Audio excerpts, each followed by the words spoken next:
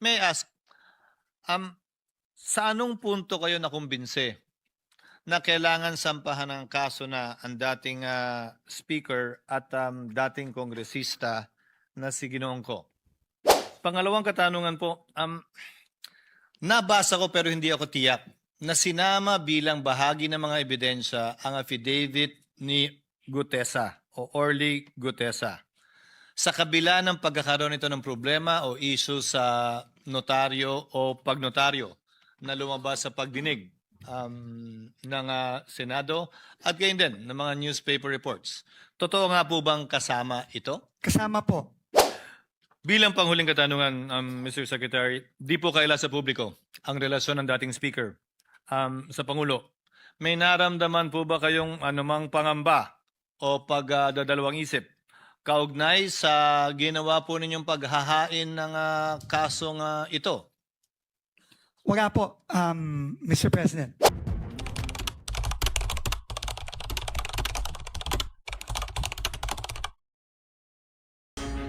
Isang magandang araw po sa inyong lahat, mga kababayan at mga mahal po naming taga-subaybay. Ako po si Just Vlog. Rekta kagad tayo, mga kababayan.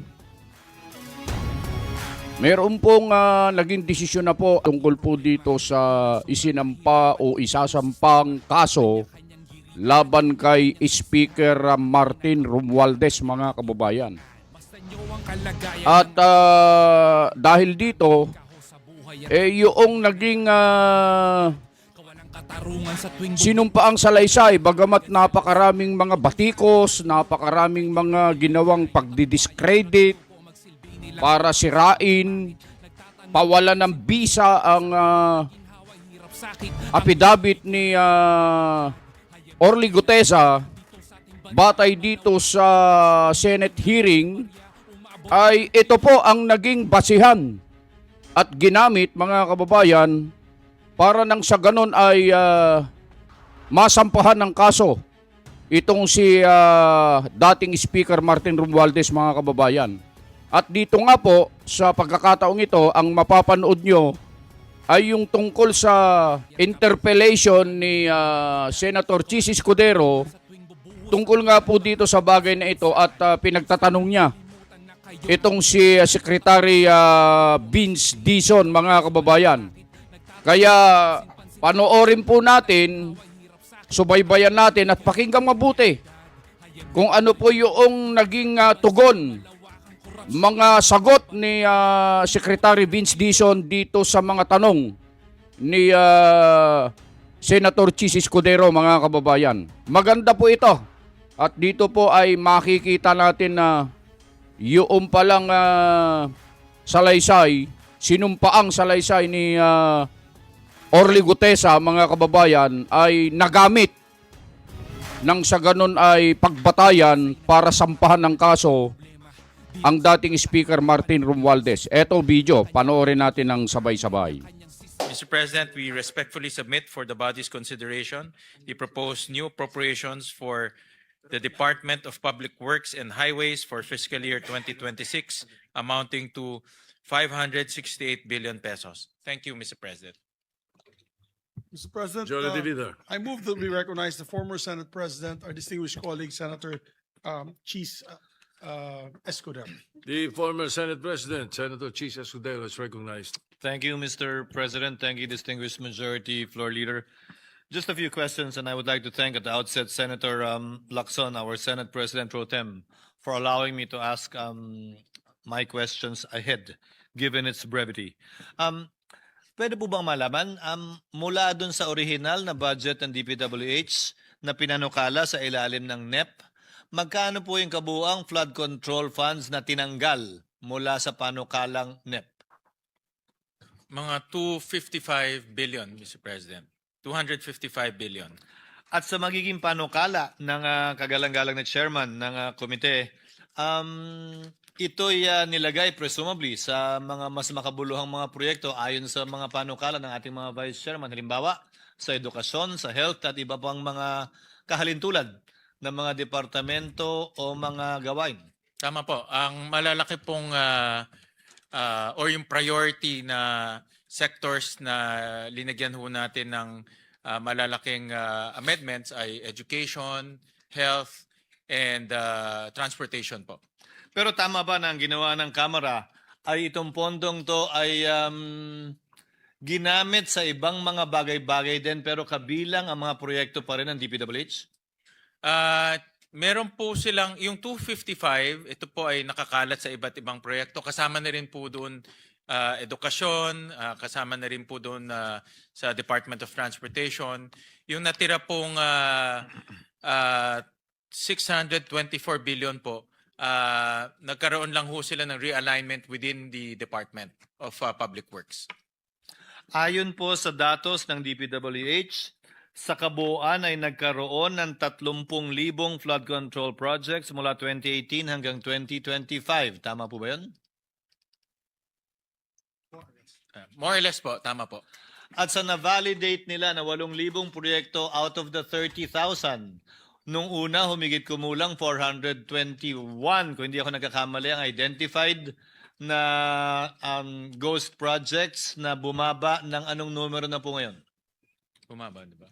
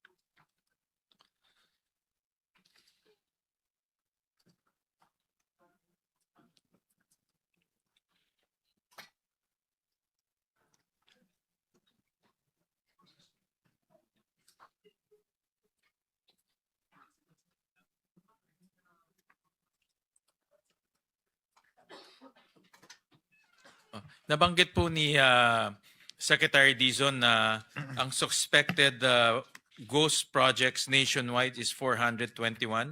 At ito po ay tuloy-tuloy po yung validation po ng ICI at DPWH. So initial po lamang yun. Initial pa lang po.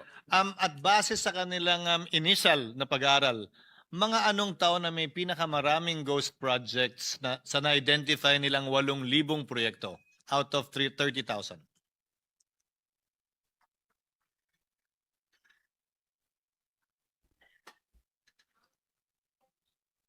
Hindi pa ho nila masabi ngayon dahil ongoing pa rin po ang validation nitong 8,000 na projects po.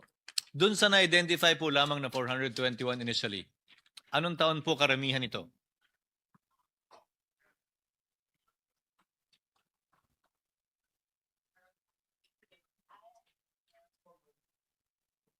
Alam ko po na ang saklaw na period ay 2018 hanggang 2025. Ang tinatanong ko po, ano pong taon karamihan ang may nakita kayo?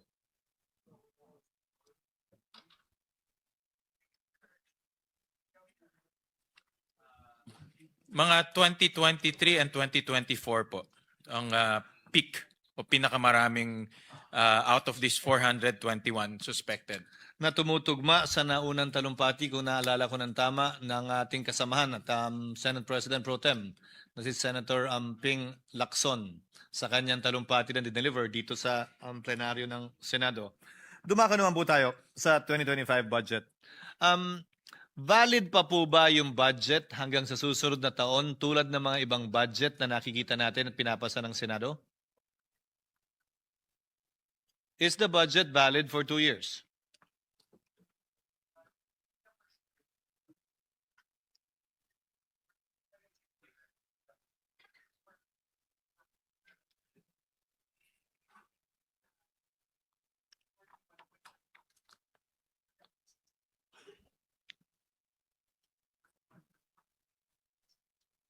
Valid pa ho until 2026. Ang obligation rate po nila is 76%. Ang disbursement po is about 49%.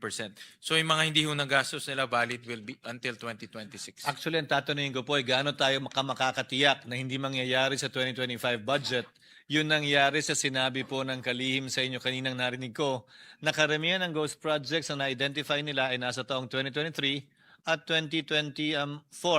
Ano po ba ang mga hakbang na ginagawa nila para matiyak na hindi na ito mangyayari pang muli?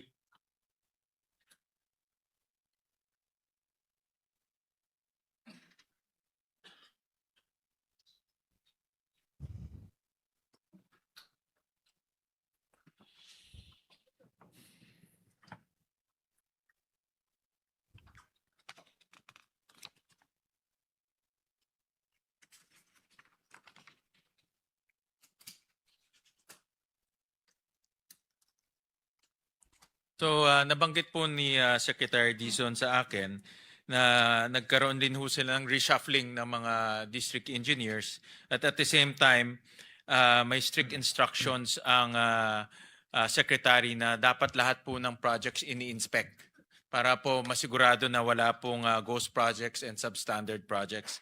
At the same time, inilunsad na po yung transparency portal na lahat po ay nandoon yung project. So ang taong bayan mismo pwede nang magsumbong, mag-report o pwede nang magbigay ng impormasyon kung ano po yung status ng project.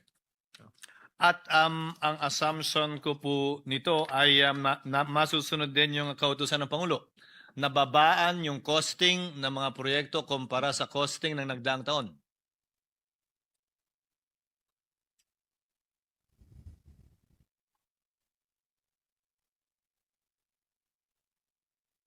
Would you like to know where your loved one is?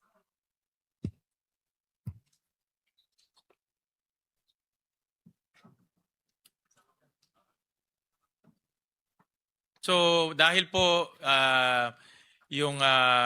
itong mga natitirang flood control projects ay hindi na implement, nagkaroon din ng magandang pagkakataon ang DPWH na magkaroon ng recosting. At based po sa kanilang recosting, up to 50% ang nabawasan po on the average sa iba't ibang proyekto ng DPWH tulad po ng bridges, tulad po ng roads, pati ho flood control. So ito naman yung kagandahan na na-delay ng konti dahil nagkaroon sila ng oportunidad na babaan yung presyo. So up to 50% On ang the average. pinakamataas? Yeah, on On the average or up to 50% ang pinakamataas? Up to 50. Up.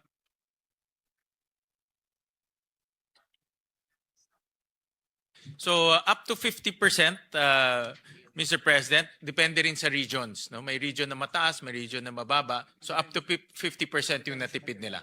Depende rin sa materials, depende rin kung saan, no? Kasi may logistical issues rin. Kung may double, triple howling halimbawa. Correct, correct. Now, at this juncture, Mr. President, with the permission of the body, and with the permission of the chairman, of course, also, may I ask 3 questions directly to the secretary, because I believe only he can answer, given that only he has personal knowledge about the questions I will be asking. Again, with the permission of the good chairman and with the permission of the body. Good evening, Mr. Secretary. You are co-leading the executive branch's effort to address the flood control issue. As someone who holds the reviews and documentary evidence that your department possesses, may I ask, sa anong punto kayo nakumbinse na kailangan sampahan ng kaso na ang dating speaker at dating kongresista na si Ginoong Ko? Kay Mr.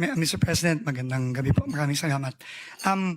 Kay former Congressman Zaldico po, ito po ay unang refer na ng ICI at ng DPWH nung, kung di ako nagkakamali po, end of September or a few weeks after mabuo ang ICI, nag-refer po kami sa Ombudsman, Office of the Ombudsman ng referral to file cases on the projects in Oriental Mindoro involving SunWest Corporation. At in fact, ito din po ang unang kasong final ng Office of the Ombudsman itong nakaraang linggo sa Sandigan Bayan na kinagabasan na rin po ng warrants of arrest laban kay former Congressman Zaldico at sa iba't iba pang mga opisyales ng DPWH at ng iba pang mga private individuals. So at that point po, base sa inspeksyon na ginawa namin nung nandun po ako sa Mindoro kasama ni Governor Bons Dolor, at sa ebidensyang nakalap na ipinasa po namin sa ICI nung ito ay nabuo, dun po namin sabay na final sa ombudsman yung referral na yon, at yun na rin nga po ang unang kasong final sa Sandigan Bayan nitong nakaraang linggo lang. Yung sa dating speaker, Mr. Secretary, kailan po ito napagpasahan? Opo, ito po ay siguro po mga ilang linggo lang, itong nakaraang ilang linggo lang, base na rin sa mga nakuhang ebidensya ng DPWH at dokumento ng mga proyekto ng SunWest Corporation at ng iba pang korporasyon ni former Congressman Zaldico tulad ng High Tone Corporation across many years, Mr. President. No? At base na rin ito dun sa naging sworn testimony ni Sergeant Gutesa dito sa Senate Blue Ribbon hearing. At dahil base po doon, sinamit po namin yon as facts sa Office of the Ombudsman kasama ng ICI. Kasama na rin po nung mga interviews ng ICI kay former Speaker Romualdez. At yun po ang naging basihan nung aming mga rekomendasyon na isinumiti po namin sa Ombudsman nung Biyernes. At ang kabuang halaga po nito ay? Sa aking pagkakaalam ko po, no, ang total from 2016 to 2025 ay mahigit 100 bilyong piso po sa between SunWest Corporation and High Tone Corporation. Thank you, Mr. Secretary. Thank you, Mr. President. Pangalawang katanungan po, nabasa ko pero hindi ako tiyak na sinama bilang bahagi ng mga ebidensya ang affidavit ni Gutesa o Orly Gutesa. Sa kabila ng pagkakaroon nito ng problema o issue sa notaryo o pagnotaryo na lumabas sa pagdinig ng Senado at gayon din ng mga newspaper reports. Totoo nga po bang kasama ito? Kasama po. Kasama po ito dun sa facts o datos na ipinasa namin sa Ombudsman nung Biyernes. Dahil sa kabila po ng issue at problema? Ayon po sa aming mga abogado, nung pinag-aaralan po ito, ito naman po ay sinumpaan during the Senate Blue Ribbon hearing. At base po doon, sinama po namin ito doon sa aming sinumite sa Ombudsman. Bilang panghuling katanungan, Mr. Secretary, di po kaila sa publiko ang relasyon ng dating speaker sa Pangulo. May naramdaman po ba kayong anumang pangamba o pagdadalawang isip kaugnay sa ginawa po ninyong paghahain ng kasong ito? Wala po, Mr. President. Wala po. In fact, sa lahat po ng aking pag-uusap sa ating Pangulo, consistent po siya sa kanyang sinasabi na kung saan po ang ebidensya, doon po tayo pupunta kahit na sino pa po ang pwedeng maisama. Basta tututok lang po kami sa ebidensya at yun po ang aming isusumite. Thank you very much, Mr. Secretary. At this juncture, Mr. President, tatlo lang po talaga yun, ha? Hindi mga apat. Majority Leader. At this juncture, Mr. President, I'd like to make a brief manifestation to end my interpellation of the Department of Public Works and Highways. Ginoong Pangulo, mga ginagalang kong kasamahan, nais ko pong ilagay sa tala ng Senado na binabati ko po ang administrasyon dahil sa hindi sila sumunod o nagpadala sa anumang script o sarsuela para magkaroon ng diversyon at ilihis ang tunay na mga salarin. Tulad ng nasabi ko po, no, ako ay huling tumayo at nagsalita dito sa Senado. Ayon mismo kay Secretary Dizon, wala silang sinundang script at base sa kautusan ng Pangulo, sinundan lamang nila kung saan sila dinadala ng ebidensya. At dahil nga dito, sinampahan na po sina Co, Romualdez, Alcantara, Bernardo, Hernandez at iba pa. Alam kong naging hindi madali ang desisyon ito para sa Pangulong Marcos nang malaman niyang posibleng sangkot ang kanyang pinsan dito sa isyong ito. Subalit, Ginoong Pangulo, nais ko pa rin sabihin na binabati ko ang sigasig ng Pangulo na panagutin ang mga tunay na dapat managot at pagtutol niya sa anumang diversyon dahil madami ng mga inosenteng tao na dadamay sa tangkang paglilihis na ito. Dapat lang po tayo magalit sa korupsyon at anumang uri ng pang-aabuso sa kapangyarihan. Subalit huwag tayo maging padalos-dalos sa paghusga, maging mapanuri po tayo sa mga mema at nais lamang magpunla ng pagkakawatak-watak, hindi lamang po natin dito sa Senado, pero gayon din po sa buong bansa. Upang sa gayon, maharap natin ang mas mabibigat na problema na dapat kaharapin ng ating bansa kaugnay sa ekonomiya at pagbibigay na mas magandang kalidad ng buhay sa mas marami sa ating mga kababayan. Maraming salamat po, Ginoong Pangulo, at sa muli nagpapasalamat ako sa ating kagalang-galang na Chairman ng Committee on Appropriations sa pagbibigay sa munting kahilingan ng abang lingkod na ito at gayon din sa ating punong mayoriya sa pagbibigay din sa kahilingan ng kinatawa na ito. Maraming salamat po at magandang gabi po. Thank you, Senator Escudero. Majority Leader. So yun po mga kababayan yung video at sana po ay nagustuhan po ninyo at naunawaan po ninyo yung aming sinasabi kanina. Meron po sana kaming ipapakisuyo po sa lahat po ng aming subscriber na nanonood po sa amin sa pagkakataong ito. Meron po kasi kaming programa doon sa INC-TV sa tuwing Sabado po alas 5 ng hapon, yung Flavors of the North. Ayun, nakikisuyo po kami na panoorin po ninyo yung programa namin doon sa Flavors of the North, mga kababayan. Maganda po yon. Marami po kayong matututunan doon, mga kababayan. Pag may mga time po kayo, manood naman po kayo, mga kababayan. Bueno, yun lang ang aming maisishare po sa inyo. At muli po ang inyong lingkod, Just Vlog. Muli pong bumabati po sa inyo. Ano man po ang inyong ginagawa, nasaan man po kayo, anumang oras na mapapanood nyo po ang video ito. Maraming salamat po at lagi po kayong mag-iingat.